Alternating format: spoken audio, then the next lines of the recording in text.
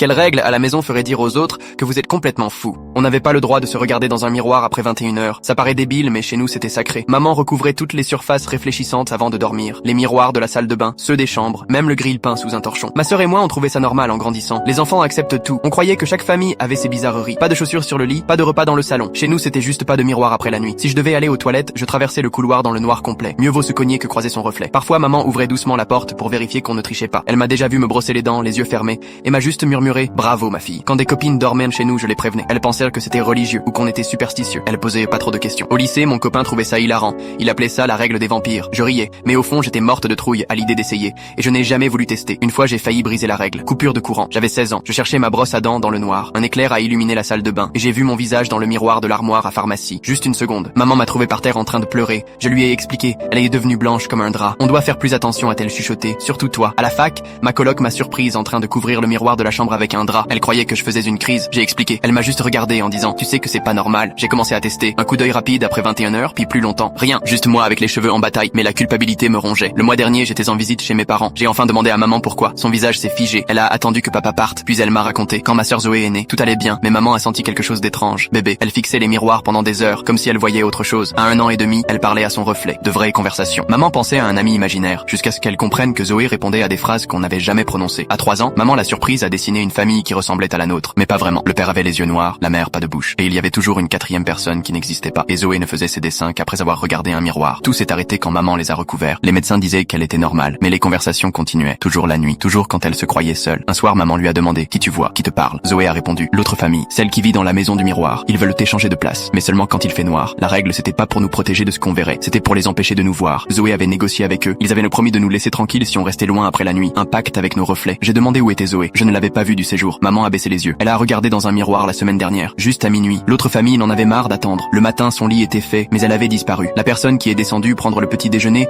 ressemblait à Zoé. Parlait comme Zoé. Mais quand elle a souri, son reflet a souri une seconde plus tard.